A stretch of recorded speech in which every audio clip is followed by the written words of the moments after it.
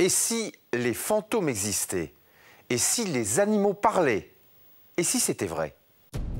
Bruno est radiesthésiste. Il perçoit les énergies, mais aussi les âmes errantes. Il peut les aider à continuer leur route vers l'au-delà. Elle a dû être tuée, sans doute, par la personne qui l'a maltraitée, parce que je la vois en train d'être étranglée comme ça. Matteo est rebouteux de père en fils. Il est convaincu que son don peut faire des miracles. J'ai fait des guérisons, j'ai fait remarcher des personnes à tous les niveaux, même des enfants. Quant à Isabelle, elle est télépathe pour animaux. Elle affirme pouvoir communiquer avec eux. Je vais juste me mettre en lien avec eux et voir si on a la permission. Moi, je le vois enfermé quelque part. Pour vous, les gens qui parlaient avec les animaux, c'était quoi? Walt Disney.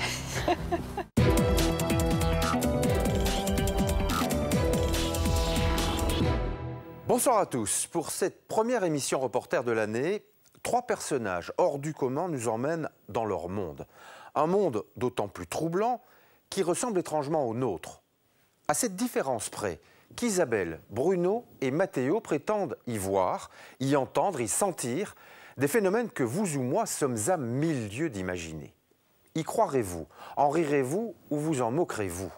Le reportage de Sophie de Brabander, Jean-Philippe Motte, Michel Darcy et Catherine Burton vous ouvre une porte. Je vous laisse découvrir ce qui se trouve de l'autre côté.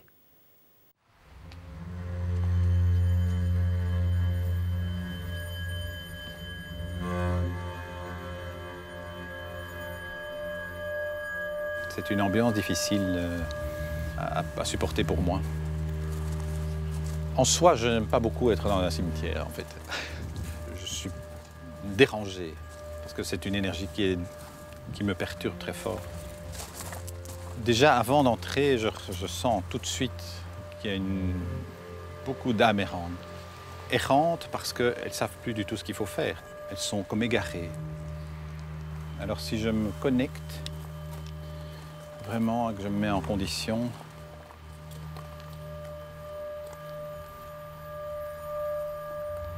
voilà, il y en a, j'en vois plein, en fait. En fait, ce que je vois, c'est comme des personnes vivantes, mais qui sont un peu en transparence, comme ça. Il y a beaucoup de personnes âgées. Je les vois comme des personnes âgées, en majorité.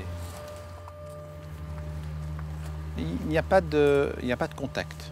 Donc je ne suis pas en contact avec elles, juste, je les vois juste, et elles perçoivent qu'on est là. Mais elles sont dans leur, entre guillemets, leur dimension, dans leur vibration à elles. Et il n'y a pas de lien. Elles ne peuvent pas voir, elles n'ont pas Dieu, elles n'ont plus leur sens d'être vivant. Donc, mais elles ressentent la vibration. Bruno Del Marmol était restaurateur d'œuvres d'art, mais depuis 15 ans, il a changé de carrière. Il est aujourd'hui radiesthésiste. Il ressent les énergies, il perçoit les corps subtils. Ce don est devenu son métier, un choix pas toujours accepté par l'entourage. Après tout, on ne doit pas se justifier. La justification est un peu liée à la culpabilité. Est-ce que c'est bien ou est-ce que c'est pas bien de penser ça, de croire ça, de voir ça? Non, voilà, la chose est ce qu'elle est. Et on est très content comme ça. Chacun est content et heureux de ce qu'il perçoit et de ce qu'il ressent. Ça a commencé au décès de mon père, donc j'avais 20 ans. Et quand il est décédé, la nuit suivante, je l'ai vu dans ma chambre. Et il était là pour me rassurer. Donc il m'a dit, oui, tout va bien, ça va, tout est bien. Et donc ça ne m'a pas du tout fait peur. C'est comme quelque chose de naturel. Et c'est à partir de ce moment-là, j'ai commencé à voir occasionnellement des êtres, entre guillemets, subtils, donc invisibles à l'œil, mais ça a été au fur et à mesure de mon travail de plus en plus fréquent. C'est vraiment les dernières années, maintenant, depuis 10 ans, 10-15 ans, que je le vois très très vite.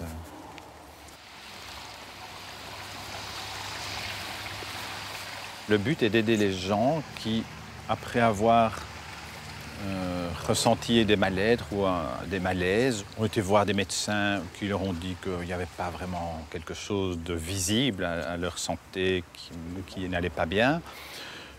Ils se sentent quand même pas bien, alors ils viennent me voir pour essayer de percevoir s'il n'y a pas quelque chose de subtil dans leur passé, dans leur vécu, dans le vécu de leur enfance, qui pourrait créer des blocages. Un mal-être, un problème resté sans réponse. Selon le radiesthésiste, tout le monde a une bonne raison de consulter. L'entretien dure une petite heure et est facturé 60 € au patient. Moi, je vais travailler donc avec des outils qui m'aident à percevoir dans le domaine de l'invisible, dans le domaine de ce qu'on appelle la mémoire cellulaire. Et ça va nous permettre d'aller voir un peu plus loin ce qui se passe. Aujourd'hui, Amélie vient consulter pour un bilan énergétique. Grâce à son matériel de sourcier, Bruno Delmarmol se met en connexion avec les autres dimensions. La réponse est imminente. Voilà, donc ce que je ressens, c'est une présence, c'est un parasitage. Donc ça veut dire qu'il y a peut-être quelqu'un ou une partie de quelqu'un ou voilà, un corps subtil de quelqu'un qui reste accroché. Comme par exemple une mère avec ses enfants. Parfois, on peut trouver une partie d'un corps subtil de la mère sur les enfants parce qu'elle a encore besoin de manipuler. Ça est inconscient, bien sûr.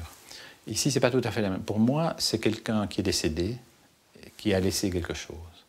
Ça peut être pour moi, c'est une dame âgée, ce que je vois. J'ai l'image d'une dame âgée, avec des cheveux blancs. Et je la vois dans ma tête et je vais dégager ça très vite. Ça va déjà améliorer beaucoup de choses. Parce que tant que je ne l'ai pas dégagé, je ne peux pas voir plus clair dans le reste. Donc je vais faire ça tout de suite.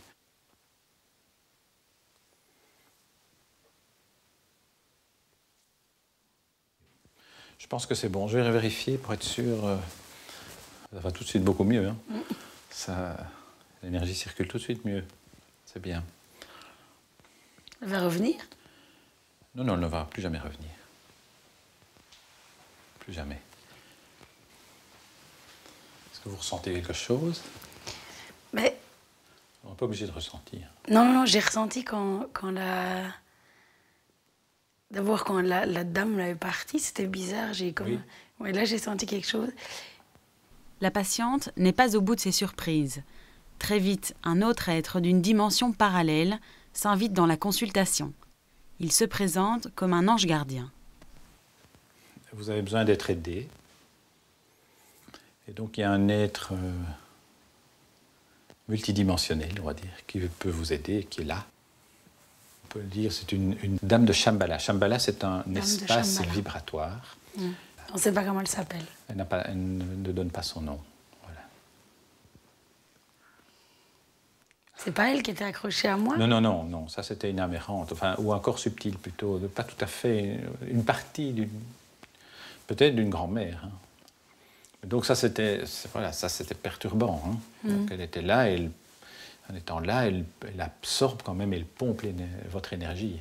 Une dame de Shambhala fera juste le contraire. Elle va réharmoniser constamment et pour créer une vie agréable, on va dire.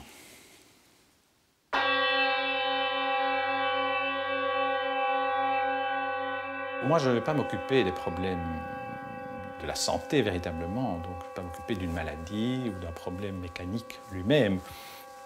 Je peux apporter en plus un aspect de bien-être énergétique qui va peut-être améliorer le traitement que la personne est en train de suivre. Après les êtres vivants, le patient d'aujourd'hui est un appartement.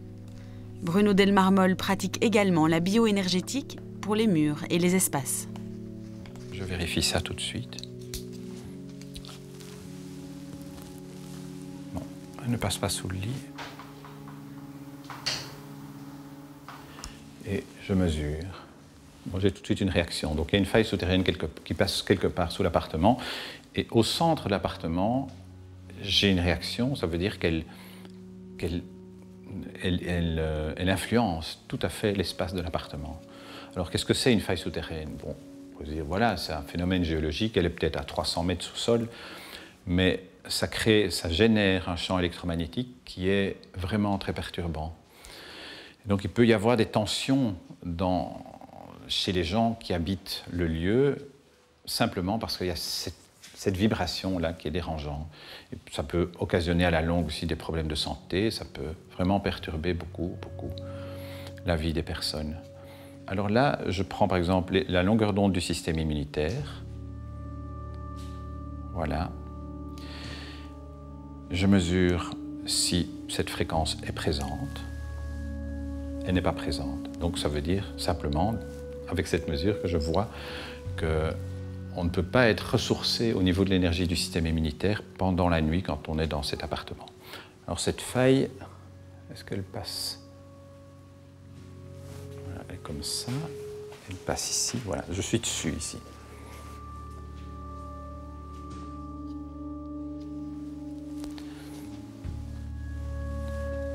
Pareil, il n'y a pas ces bonnes énergies nécessaires. Je n'ai pas de réponse. Et maintenant, je vais essayer de voir ce qui se passe au niveau subtil, puisque j'ai diagnostiqué, si on peut dire, présence d'entités. Alors qu'est-ce que c'est? Est-ce que c'est la mémoire des murs, c'est-à-dire des événements douloureux qui se seraient passés, qui restent imprimés? Est-ce qu'il y a vraiment un être, une âme errante quelque part, ou bien est-ce que c'est un corps subtil d'une personne vivante qui reste coincé? Donc ça peut être plusieurs choses, et je vais vérifier ça.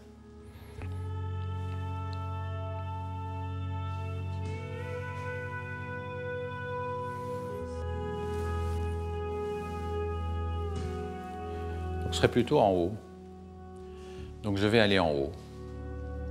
J'ai une réponse en haut, je vais aller vérifier.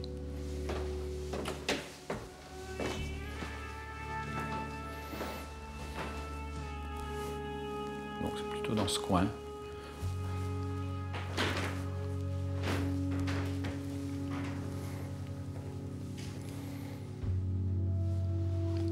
Maintenant, il faut voir de quoi il s'agit. Ce qui n'est pas évident toujours. Voilà. Bon, l'information que j'ai, c'est que pour moi, c'est une âme errante, effectivement. Mais dès que je l'aperçois un peu plus, elle s'en va et elle retourne. Elle se déplace verticalement, donc elle est sûrement de nouveau en bas. Je la vois en train de crier, comme ça. Une femme très ébouriffée, enfin, avec des cheveux qui vont un peu dans tous les sens. Ce que je ressens, moi, c'est des informations qui me viennent, c'est comme si cette femme avait été battue, et qu'elle se défendait, mais qu'elle était trop maigre, trop frêle pour pouvoir se défendre. Alors elle crie, comme si elle avait été battue, agressée. Bon, ça c'est invérifiable, évidemment. Moi, c'est une perception que j'ai. J'ai déjà souvent pu le vérifier parce que des personnes dans les lieux où j'allais me disaient « mais oui, c'est passé ça, effectivement, c'est tout à fait possible. Il y a des gens, il y a quelqu'un qui est mort ici, qui a été pendu, ou qui... » Enfin bon. Et donc, je ne sais pas ce qui s'est passé là, peut-être on ne le saura jamais, mais en tout cas, voilà, c'est une perception que j'ai. Elle a dû être tuée, sans doute, par la personne qui l'a maltraitée, parce que je la vois en train d'être étranglée comme ça. Et donc, ce qu'il faut faire maintenant, c'est pour améliorer le lieu, le corriger, c'est de changer la vibration du lieu. Donc, pour ça, je vais utiliser un correcteur tout à l'heure et je vais modifier cette vibration. Et puis, je vais aider cette présence, cette âme errante à continuer sa route aussi.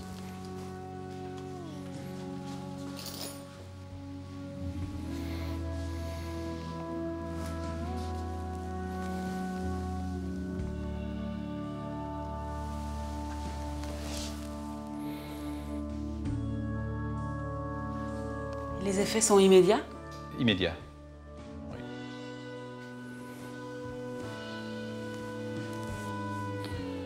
Je n'ai plus d'écho par rapport à cette entité. C'est déjà très bien. Donc simplement en plaçant le correcteur, en changeant l'énergie, ça a débloqué la situation. Voilà, je n'ai plus d'écho de la faille non plus. Hop, tout de suite, excellent.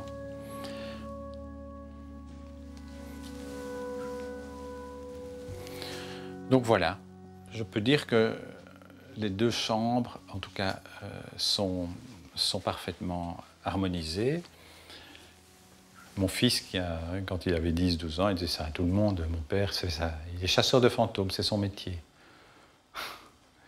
Mais bon, c'est beaucoup plus vaste que ça, bien sûr. Et puis, c'est vrai que ça arrive aussi, mais l'idée n'est pas de les chasser, mais plutôt de remettre chaque élément et permettre que chaque élément de vie soit juste à sa place.